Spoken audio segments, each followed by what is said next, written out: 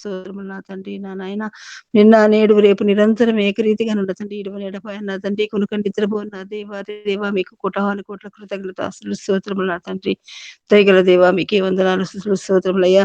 ఈ ఉదయకాల సమయంలో నా తండ్రి ఇంకా చీకటి ఉండగా మీ పాద సన్నిధిలో ప్రార్థిస్తుండగా పాటలు పాడుతుండగా వాక్యం చెప్తుండగా ప్రతి ఒక్క బిడ్డని మీరు దీవించి ఆశ్రయించి కనికరించి మీకు కుమ్మరించిన తండ్రి నా నాయన ఈ సమయంలో ఎంతమంది అయితే ప్రార్థిస్తున్నారు ప్రతి ఒక్క బిడ్డని మీరు దర్శించి ఆదరించిన దేవా నాయన మీకు వందనాలు స్తోత్రములు స్తోత్రములు స్తోత్రములు స్తోత్రములు స్తోత్రములు స్తోత్రములు స్తోత్రములు తండ్రి నాయన ఇంతవరకు ప్రార్థన ద్వారా పాటల ద్వారా మహిం పొందిన దేవాది దేవా మీకు కోటాను కోట్ల కృతజ్ఞత స్తోత్రములు నా తండ్రి నాయన తండ్రి పాస్టర్ గారి కుటుంబాన్ని దీవించి ఆశ్రయించండి తండ్రి మీకు వందనాలయ్యా. పాస్టర్ గారికి మంచి ఆరోగ్యాన్ని దయచేయండి తండ్రి. ఆ బిడ్డ ప్రయాణాల్లో మీరు తోడుగా ఉండండి తండ్రి. అండగా ఆదరణకర్తగా ఉండి ఆశ్రయించండి తండ్రి మీకు వందనాలు తండ్రి. పరిశుద్ధాత్మ దేవ శ్రీ గారిని కూడా దీవించి ఆశ్రయించండి తండ్రి. ఆ బిడ్డను కూడా బలపరిచయం చేసే కార్యాలన్నింటిలో కూడా మీరు తోడుగా ఉండండి అయ్యా. ఇద్దరు బిడ్డలను దీవించి ఆశ్రయించండి తండ్రి మీకు వందనాలు స్తోత్రం స్తోత్రములయ్యా. మనశ్రీ గారి కుటుంబాన్ని కూడా మీరు ఆశ్రయించిన తండ్రి. నా బిడ్డ అందరూ కూడా ప్రార్థిస్తుండగా పాటలు పాడుతుండగా బిడ్డలో మీరేమిటి దీవించి ఆశ్రయించి ప్రతి ప్రార్థన కూడా మీ సన్నిధికి చేర్చుకోనండి మీకు భద్రపరచుకోనండి దేవా మీకే వందనాలయ్యా. భర్త గారికి కూడా రక్షణ దయచేయండి దేవా మీకే వందనాలు స్తోత్రములయ్యా. నూతన సంవత్సరంలో నూతన ఆత్మలు లేవనెత్తండి దేవా మీకే వందనాలు. గత సంవత్సరం అంతా కూడా మీరు ఎక్కడ నీళ్ళు దాచుకునే విధానాన్ని బట్టి కృతజ్ఞతాస్తులు స్తోత్రములు చెల్లించుకుంటున్నాం నాయన. పరిశుద్ధాత్మ దేవా మీకు స్తోత్రములు నేడు రేపు నిరంతరం ఏకరీతిగా ఉంటే తండ్రి నాయన గొప్ప దేవుడు పరిశుద్ధాత్మ దేవుడు తండ్రి నాయన. ఈ ఉదయకాల సమయంలో తండ్రి అనేక ప్రాంతాల నుంచి మమ్మల్ని అందరూ కూడా సమకూర్చిన విధానాన్ని బట్టి స్తోత్రములు చెల్లించుకుంటున్నాము నా తండ్రి నాయన. కూడి వచ్చిన ప్రతి ఒక్క బిడ్డ కుటుంబాన్ని దీవించి ఆశ్రయించి కలిగించిన తండ్రి మీకు వందనాలయ్యా. దైవజనులు ఉన్నారు తండ్రి లైవ్ లో చాలా మంది తండ్రి నాయన బిడ్డల కుటుంబాలను సంఘాలను కూడా మీరు ఆశ్రయించి కనికరించి మీకు కుమ్మరించిన పరిశుద్ధాత్మ మీకు వందనాలు నాయన. వాక్య భాగంలోకి వెళ్ళుచుండగా జయము కానీ మీరు ముట్టి దీవించి ఆశ్రయించి ఆ బిడ్డలు మీరేమిటి మాతో మాట్లాడండి. మాకు కావాల్సిన వర్తమానాన్ని మాకు దయచేయండి దేవా మీకే వందనాలయ్యా. మిగలమైన నామాన్ని స్తోత్రములు చెల్లించుకుంటున్నాము నా తండ్రి నాయన. నేను కలిసి సేవలు గ్రహించగలిగే హృదయం వాక్యానుసారమైన కృప మాకు దయచేయండి దేవా మీకే వందనాలు స్తోత్రాలు చెల్లించుకుంటూ మిగలమైన నామాన్ని కృతజ్ఞత చెల్లించుకుంటూ నా తండ్రి నాయన. మాకు ఇరాని మీ పాదాల దగ్గర పెడుతున్నాను సహాయం దయచేయండి దేవా. బిడ్డకు ధైర్యాన్ని శక్తిని ఫలాన్ని దయచేయండి. ఆ బిడ్డల్లో మీరేముండి దాని ప్రధాన యాజకుడుగా యజమానుడుగా అండగా కొండగా ఆదరణకర్తగా ఉండి ఆశ్రయించి కనికరించమని మీ కృపలో భద్రపరచుకుని దేవాతి దేవ నాయన గొప్ప సాక్షిగా నన్ను నిలబెడతారని నజరేయుడైన యేసు శ్రేష్టమైన ఘనమైన నామంలో బ్రతిమలాడి వేడుకొచ్చున్నాను పరమ తండ్రి. ఆమేన్ ఆమేన్ ఆమేన్.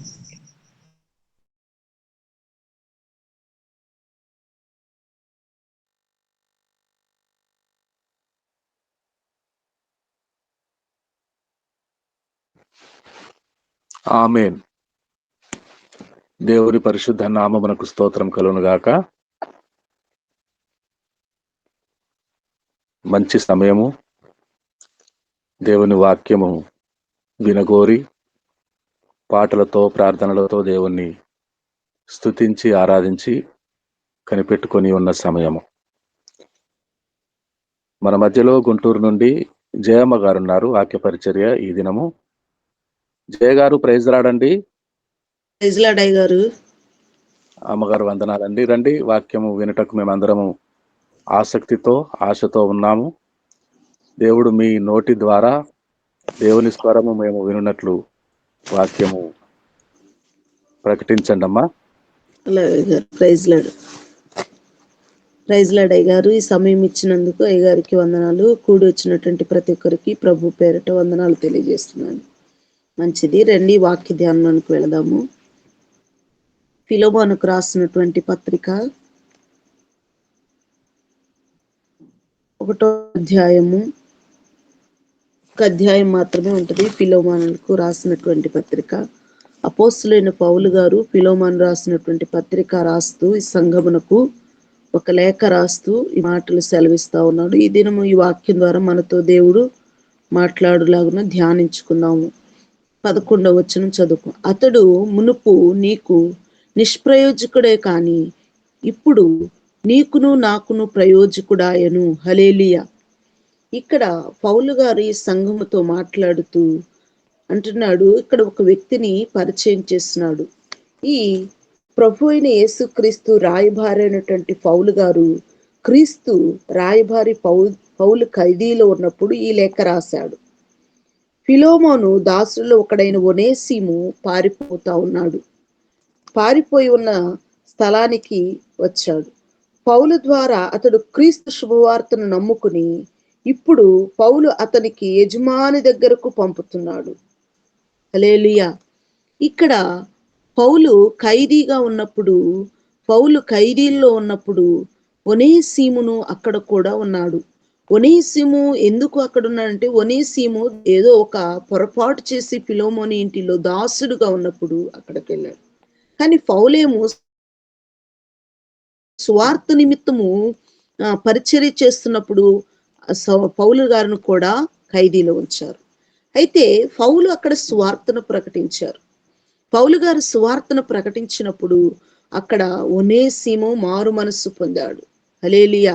ప్రియమైన దేవుని బిడ్డలారా, మనము అతడు మునుపు నిష్ప్రయోజకుడే కానీ ఇప్పుడు నీకును నాకును ప్రయోజకుడాయను అంటే పై వచనంలో చూస్తున్నాడు. 10వ వచనంలో అంటున్నాడు ఆయన, క్రీస్తునందు నాకు బహు ధైర్యము కలిగినను వృద్ధుడను.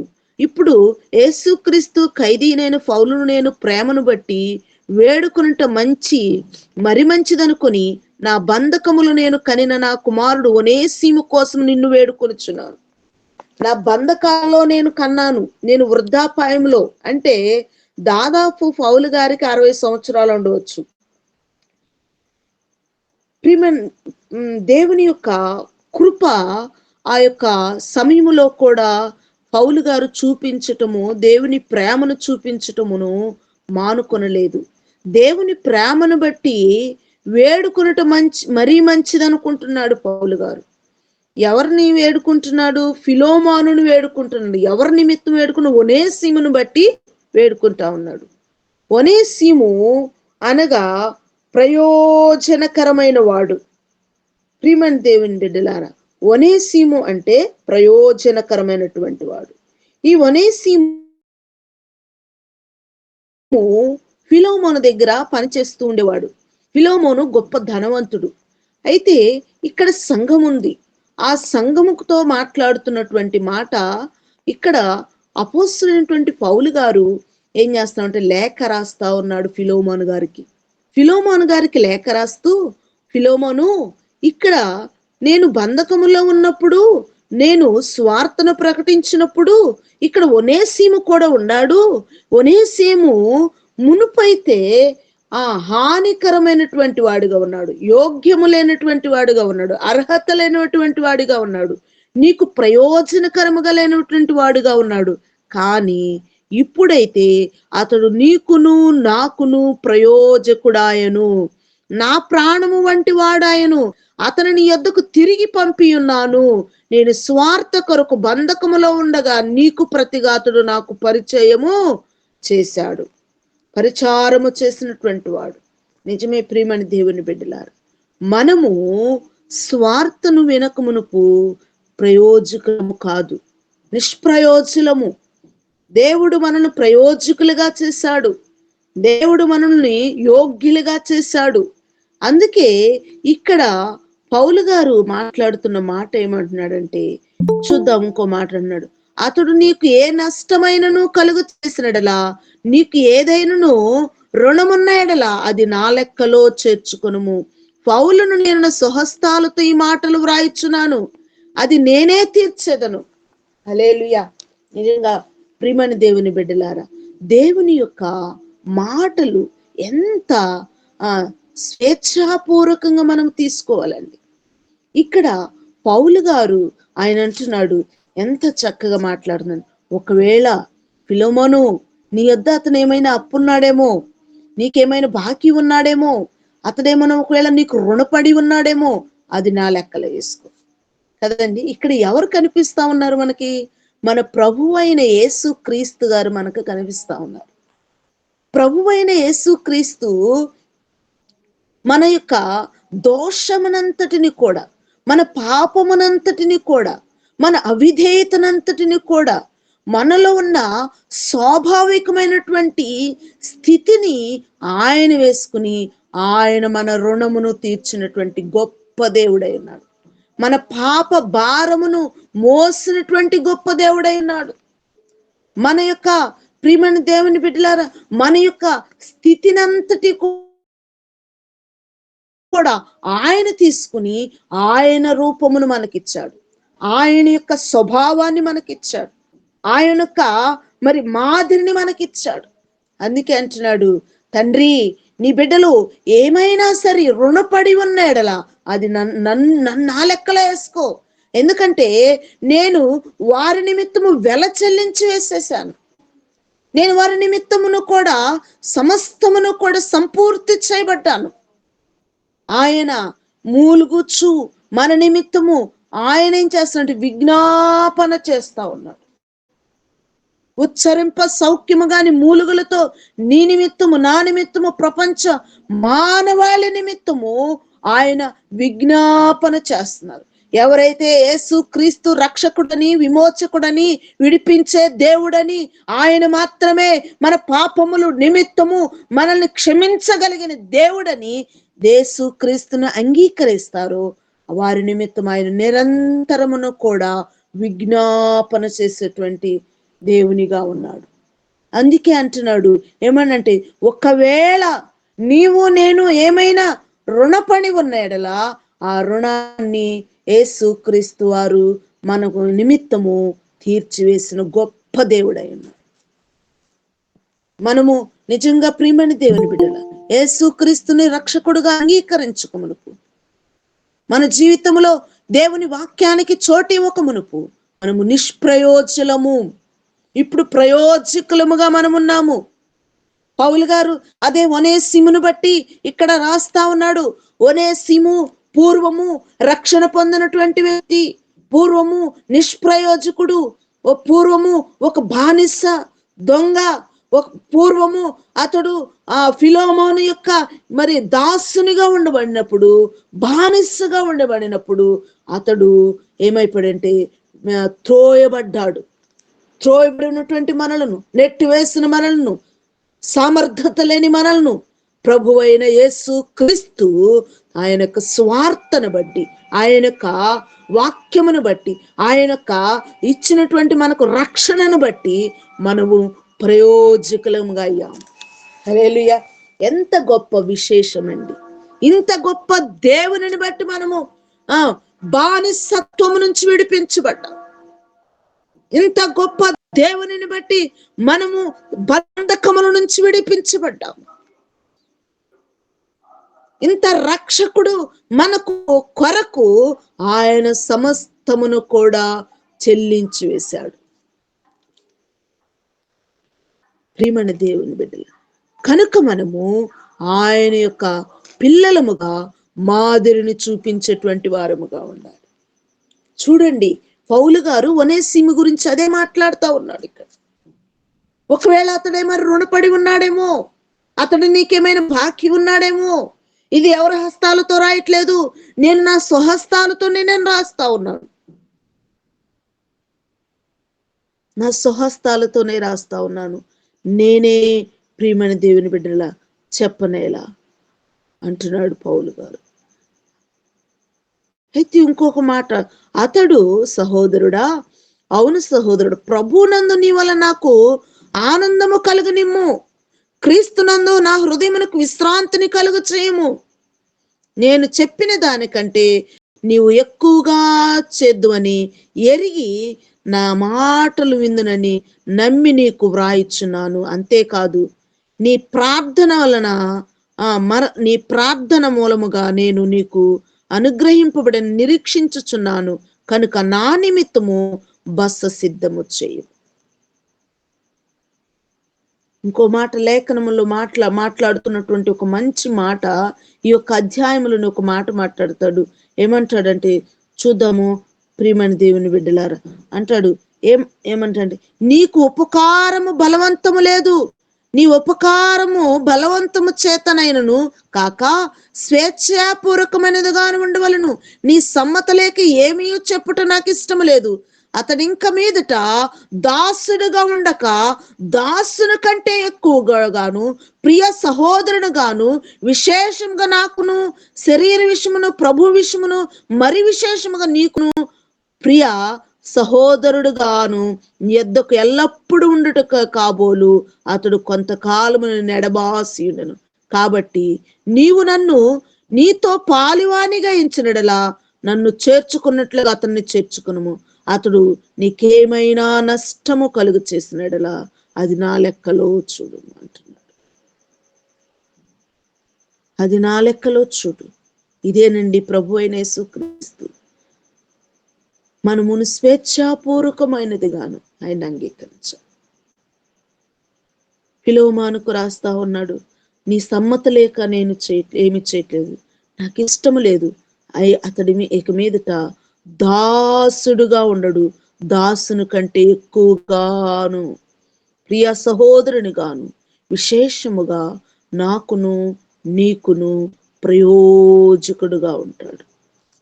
అతడు ఇక మీదట దాసుడుగా ఉండటానికి లేదు. అతడు ఇక మీదట ఎలా ఉండటానికి బానిసగా ఉండటానికి లేదు. అతను దాసుని కంటే ఎక్కువగాడు ప్రియ సహోదరుడుగాను. ఎంత గొప్ప మాటలండి పౌలు గారు ఈ సంఘమునకు తెలియపరుస్తా ఉన్నాడు. ఫిలోమానుకు ఈ పత్రిక రాస్తూ ఫిలోమానుతో మాట్లాడుతూ ఉన్నాడు. ప్రియమైన దేవుని బిడ్డలారా, ప్రయోజకమైనటువంటి వాడుగా ఉన్నాడు. ఆయన ఒక మాట మనకు తెలియపరుస్తా ఉన్నాడు. 1 కొరింథీయులు రాసినటువంటి పత్రిక, అపోస్తలుడైన పౌలు గారు 1 కొరింథీ రాసినటువంటి పత్రిక 12వ అధ్యాయము 12వ వచనం చూద్దాం. ఎలాగు శరీరం ఏకమై ఉన్నను అనేకమైన కలిగి ఉన్నదో, ఎలాగు శరీరం యొక్క అవయములనియు అనేకములై ఉన్నను ఒక్క శరీరమై ఉన్నవో అలాగే క్రీస్తు ఉన్నాడు. హల్లెలూయా. ఇక్కడ నిజంగా మన శరీరములో యొక్క అవయవాలు ఎలాగా ఏకమై ఉన్నాయో, మనము కూడా క్రీస్తుని ఎరిగినటువంటి వారము, క్రీస్తుని ఎరిగినటువంటి జీవిస్తున్నటువంటి మనము కూడా అవయములై ఉన్నాము. సంఘము అందరము కూడా ఏకమై ఉన్నాము. కింద వచనం కూడా చూద్దామండి, 13వ వచనం కూడా చూద్దాము. 12వ వచనం 1 కొరింథీయులు 12 అధ్యాయము 12వ వచనము చూద్దాం. ఎలాగనగా యూదులమైనను గ్రీస్ దేశస్థులమైన దాసులమైనను స్వతంత్రులమైనను మనమందరము ఒక్క శరీరములోనికి ఒక్క ఆత్మీయందే బాప్తిసం పొందితిమి. మనమందరము ఒక్క ఆత్మను పానం చేసిన వారమైతిమి. హల్లెలూయా, హల్లెలూయా. ఒకే శరీరమై ఉన్నాము. గ్రీస్తు దేశస్థుడని లేదు, యూదుడని లేదు, దాసుడైనను స్వతంత్రుడైనను మనమందరం ఒక శరీరములోనే ఒక ఆత్మ చేతనే బాప్తిసము పొంది ఉన్నాము. హల్లెలూయా. ఒకే ఆత్మ అండి, ప్రభు అయిన యేసు క్రీస్తు. ఆయన మనకు ఆదరణకర్తలు. పరిశుద్ధాత్మ మనలో నివాసమున్నప్పుడు తాత్పర్యము లేదండి, భేదము లేదండి, యూదుడని లేదండి, గ్రీసు దేశస్థుడు లేదండి. అందరము ఒకే ఆత్మలో మనము పానము చేయుచున్నాం. అందుకే పౌలు గారు ఈ లేఖ రాస్తూ ఫిలోమోనుకి ఒనేసిము గురించి మాటలు తెలియపరుస్తా ఉన్నాడు. ఒనేసిముని ఈ దినము జ్ఞాపకం చేసుకున్నట్లుగా మనము పూర్వము ఒనేసిము లాంటి వారమే. ప్రభు అయిన యేసు క్రీస్తుని రక్షకుడుగా నమ్మి మనము ఆయనలో ఉనికి కలిగి జీవిస్తున్నటువంటి బిడ్డలముగా మనము మార్పు చెందిన వారు. క్రీస్తు రక్షణను బట్టి, క్రీస్తు ఇచ్చినటువంటి ఆ యొక్క త్యాగమును బట్టి, క్రీస్తు మనకిచ్చినటువంటి ఆ విమోచన క్రయధనమును బట్టి మనము ఒకే ఆత్మలో పానము చేస్తున్నటువంటి వారమైన, మనము ఒకే ఆత్మ చేత పట్టబడినటువంటి వారం. పరిశుద్ధాత్మ చేత మనము ఎప్పుడైతే ప్రియమైన దేవుని బిడ్డలారా యేసు క్రీస్తు చేత రక్షకుడని మనము ఆయన యొద్దకు వచ్చి ఉంటామో, ఆయన మనల్ని ఏం చేస్తా ఉన్నాడంటే ఆయన బిడ్డలముగా, ఆయన వారసులముగా, ఆయన కుమారులముగా, ఆయన కుమార్తెలముగా చేస్తా ఉన్నాడు. పూర్వము మనము యోగ్యత లేనటువంటి వారము, అర్హత లేనటువంటి వారము, మురికి. పూర్వము మన స్థితి దాసుల స్థితి. పూర్వము మన స్థితి ఎలా ఉందంటే, ఒకసారి కనుక మనం చూసినట్లయితే త్రోయబడినటువంటి వారు. ఇప్పుడు క్రీస్తుని బట్టి మనము ఒక ఆత్మచేత పట్టబడినటువంటి వారమే, ఒకే ఆత్మలో పానీయం చేసినటువంటి వారమని. అందుకు పౌలు అంటున్నాడు ఒనేసిమును బట్టి, ఒనేసిము పూర్వము నీకు నిష్ప్రయోజకుడే కానీ ఇప్పుడైతే నీకును నాకును ఎలా ఉన్నాడంట, ప్రయోజనకరమైనటువంటి వాడే. ఫిలోమను, నన్ను చేర్చుకున్నట్టే అతను చేర్చుకో. నన్ను నాకు పరిచర్య చేసిన అతనికి చెయ్యి. నన్ను వలే నువ్వు అతను కూడా చేర్చుకో. నన్ను వేరుగా అతను వేరుగా నువ్వు చూడటానికి వీల్లేదు. ఒకవేళ ఎవరు స్వహస్తాలతో ఏమైనా రాస్తారనుకుంటున్నారేమో, కానీ నేనైనా స్వహస్తాలతో రాస్తున్నాను. నా ప్రభు అయిన యేసు క్రీస్తు 2000 సంవత్సరం క్రితమే నీ నిమిత్తము నా నిమిత్తము తన స్వహస్తాలతో సమస్తమును కూడా ఆయన మన చేసినటువంటి ప్రతి పాపమును తన చెయ్యి వ్రాతతో తుడిచివేసిన దేవుడు. తుడిచివేశాడండి. ఎంత గొప్ప పరిశుద్ధమైనటువంటి దేవుని మనం కలిగి ఉన్నాం. మనము స్వేచ్ఛాపూర్వకముగా దేవునిని ప్రతి దినము కూడా ఆరాధించవలసినటువంటి వారమే.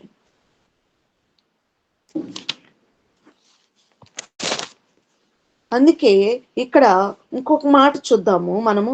గలతీలు రాసినటువంటి పత్రిక అపోస్తులైన పౌలు గారు సంఘానికి రాస్తూ, గలతీలు రాసినటువంటి పత్రిక 3వ అధ్యాయము 28వ వచనం చూద్దాం. గలతీలు రాసినటువంటి పత్రిక 3వ అధ్యాయము 28వ వచనం. అపోస్తలుడైన పౌలు గారు గలతీలకు సంఘమునకు రాస్తూ ఈ మాటలు తెలియపరుస్తా ఉన్నారు. ఇందులో యూదులని గ్రీస్తేస్తులని లేదు, దాసులని లేదు, పురుషులని స్త్రీలని లేదు, యేసుక్రీస్తునందు ఏకముగా ఉన్నారు. హల్లెలూయా. నిజంగా చూడండి, ఇక్కడ కొరింథీ పట్టణమునకు సంఘమునకు రాస్తూ కూడా అదే మాట మాట్లాడుతా ఉన్నాడు. ఇక్కడ గలతీలకు రాసినటువంటి పత్రిక రాస్తూ కూడా ఆయన అదే మాట తెలియపరుస్తా ఉన్నాడు. ప్రియమైన దేవుని బిడ్డలారు, దేవుని మాట, దేవుని యొక్క పిల్లల నోట ఎక్కడ మాట్లాడినా కూడా ఏకరీతిగానే ఉంటుంది, ఏక ఆత్మతో నింపబడి ఉంటుంది. ఏక పరిశుద్ధత దేవుణ్ణి కలిగినటువంటి పిల్లలు ఎప్పుడు కూడా ఒకే విధముగా మాట్లాడుతూ ఉంటారు. యేసు క్రీస్తు యొక్క ప్రేమను ఇక్కడ వెడల్పరుస్తా ఉన్నాడు పౌలు గారు. యేసు క్రీస్తు ప్రేమను ఇక్కడ కనుపరుస్తా ఉన్నాడు. యేసు క్రీస్తు యొక్క ప్రేమను కనుపరుస్తూ అంటున్నాడు. ఇక మీదట ఏమంటున్నాడంటే, అతడు దాసుడు కాదు కానీ ఎలా ఉంటాడంటే, ఆయన దాసుడు కాదు కానీ ఆయన ఎలా ఉంటాడంటే ఆయన యజమానుడుగా ఉంటాడని కూడా మాట్లాడుతూ ఉంటున్నాడు. ఇక మీదట అతడు దాసుడు కాడు, దాసును కంటే ఎక్కువ వాడు. దాసుని కంటే ఎక్కువ వాడు.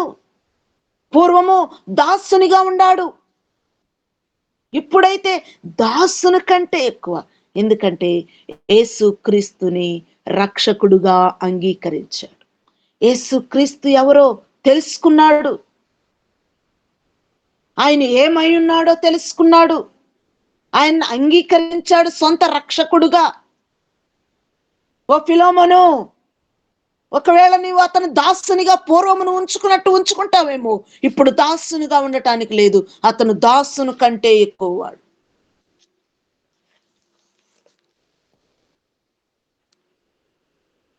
కనుక మనము దాసులుగా ఉండటానికి వీలు లేదండి. మనం ఆయన పిల్లలముగా, ఆయన కుమారులముగా, ఆయన కుమార్తెలముగా, భూమి మీద ఆయనకు సాక్షులముగా, ఆయన రాయబారులముగా ప్రభువైన యేసు క్రీస్తు యొక్క పిల్లలముగా మనము ఆయన యొక్క బిడ్డలముగా జీవించాలని ఇష్టపడతా ఉన్నాడు.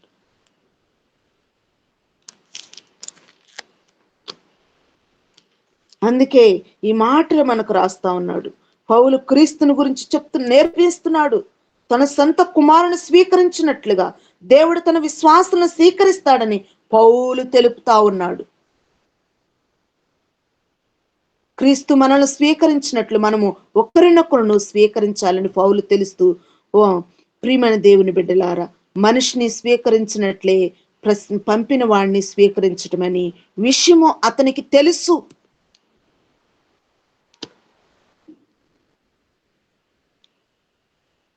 ఆత్మ సంబంధమైన రుణాలు అని క్రీస్తు లెక్కలోనికి వచ్చాయని, క్రీస్తుని వాటిని పూర్తిగా తీర్చివేశాడని కూడా మనకి ఇక్కడ తెలియపరుస్తున్నాడు.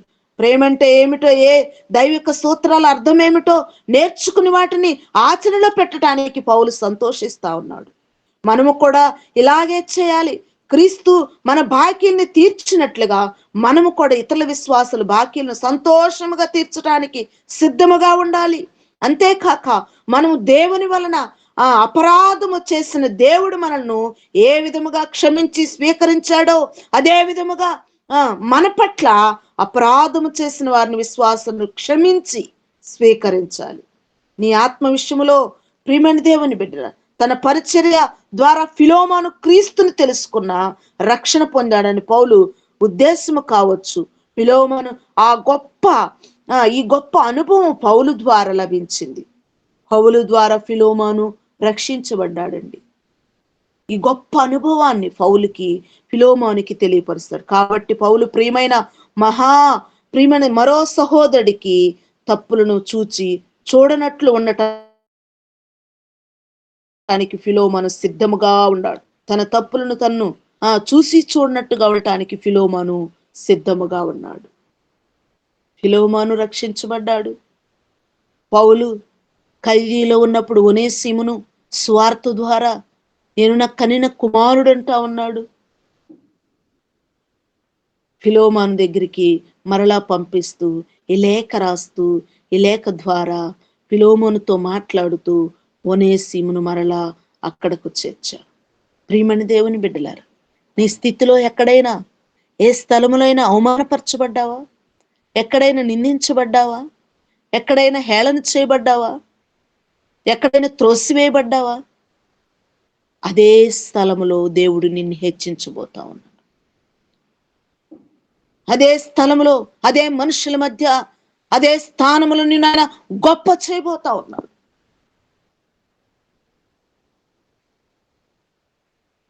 నిన్ను ఆయన ఒక దీపముగా నిలబెట్టబోతా ఉన్నాడు.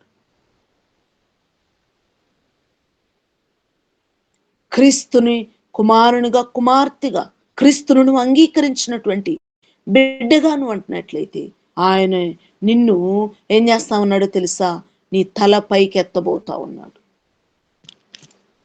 నీ స్థితిని చూసుకుంటున్నావేమో, నీకున్నటువంటి చుట్టూ ప్రక్కల ఉన్నటువంటి పరిస్థితిని చూసుకుంటున్నావేమో, కృంగిపోతా ఉన్నామేమో, బలహీనపడిపోతా ఉన్నామేమో, నా స్థితి ఇంకింతే అనుకుంటున్నామేమో, నా గతి ఇంతే అని అనుకుంటున్నామేమో. కానీ దేవుడు నిన్ను అక్కడే, ఆయన నిన్ను ఘనమైనటువంటి బిడ్డగా చేయబోతాను, ఘన కార్యములు చేసేటువంటి బిడ్డగా చేయబోతాను. అనేక మందికి ఆశీర్వాదకరముగా ఉండటానికి ఆయన ఇష్టపడుతున్నాడు. అనేక మందికి నిన్ను దీవెనకరముగా చేయాలని ఆయన ఇష్టపడతా ఉన్నాడు. అనేక మందికి నిన్ను ప్రయోజకురాలుగా చేయాలని ఇష్టపడుతున్నాడు. ప్రయోజకుడుగా, ప్రయోజకరమైనటువంటి వ్యక్తిగా నిన్ను ఆయన మారుస్తా ఉన్నాడు.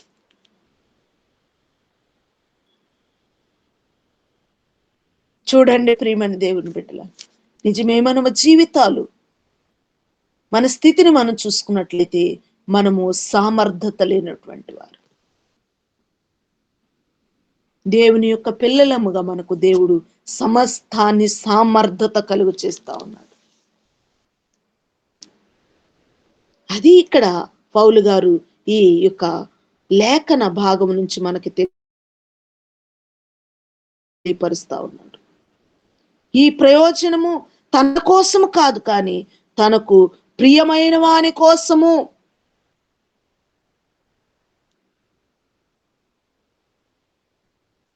ఎందుకంటే పౌలు ఆజ్ఞ ఏది ఇవ్వలేదు, కానీ ప్రేమను గురించిన గొప్ప నియమని విధేయతను చూపాలని, విధేయతలన్నిటిలో ఇదే ఉత్తమైనది. మనము క్రీస్తును ప్రేమిస్తున్నాము కాబట్టి ఆయనకిష్టమైన పనులే చేయాలి. ప్రార్థన వలన తాను ఖైదీనని విడుదల పొందవలనని పౌలు అనుకుంటా ఉన్నాడు. ప్రార్థన వలనే మనము ప్రతి విషయంలో విడుదల పొందాలని పౌలు గారు ఇక్కడ మనకు తెలియపరుస్తా ఉన్నారు. యేసు క్రీస్తు మన కొరకు యెషయా గ్రంథం 53 అధ్యాయంలో అంటాడు కదా, అతడు లేత మొక్క వలన అతని యుద్ధ పెరిగింది, అతను వ్యసనాక్రాంతుడిగా అయిపోయాడు, చూడనల్లని వాడిగా అయిపోయాడు. మన దోషములన్నిటిని ఆయన క్షమించి వేశాడు, మన నిట్టూర్పులు తీసివేశాడు ఆయన, సంకటములన్నిటిని కుదిర్చాడు ఆయన. తన సిలువ మరణము ద్వారా ప్రతి మానవాళి పాపమును తొలగించి వేశాడు. ఇక మనము దాసులుగా ఉండక స్వతంత్రులుగా ఉండటకు ఆయన మనల్ని విమోచించాడు. మన క్రయధనమును ఆయన చెల్లించి వేసేసాడు, మన పాపమును ఆయన చెల్లించి వేశాడు, మన రోత బ్రతుకును ఆయన చెల్లించి వేసేసాడు. ఆయన రూపమును నాకు ఇచ్చి నా రూపమును ఆయన తీసుకున్నాడు.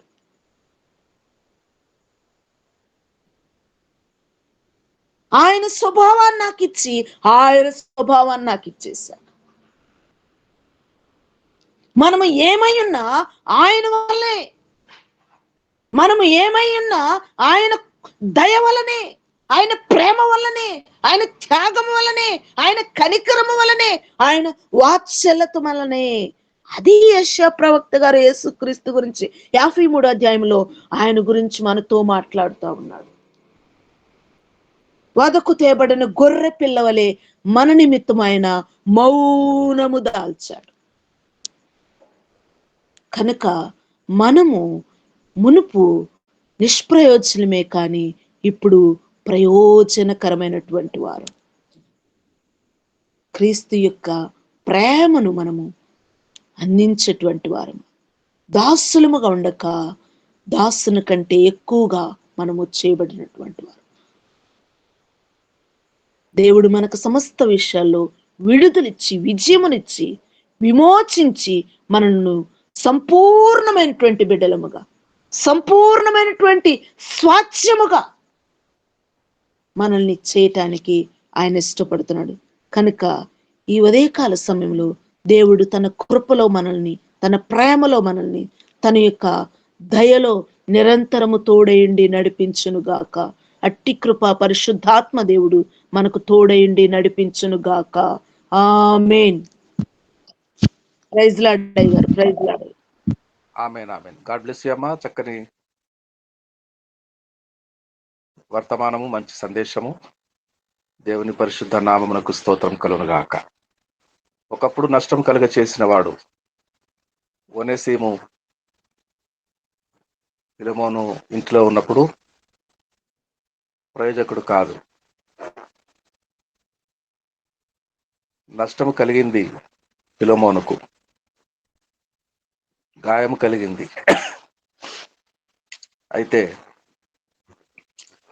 మరల వస్తాడు తిరిగని అనుకోలేదు. పౌలుకు దొరికాడు. పౌలుకు దొరికిన వాళ్ళందరూ పౌలుకు ఆత్మీయ కుమారులు అయిపోతారు, బిడ్డలైపోతారు.